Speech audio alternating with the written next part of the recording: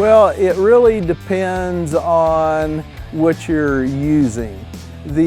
Normally on the weld control or the pendant is going to display what's called the primary current. It's a calculation that the weld control takes the primary current and then the turns ratio to give you approximation of the output current.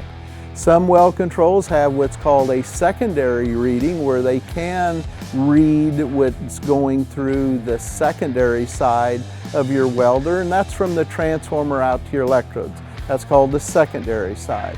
That's where we want to read the current. So using a weld scope that you have on the secondary side is going to give you the most accurate feedback or accurate data as far as the weld current. If there is a difference between the readings from your weld scope and your pendant, you want to make sure that the pendant is set up correctly or the weld control set up correctly to give you that same reading. But usually we rely on the weld scope to give us a more accurate, detailed look at what that weld current is.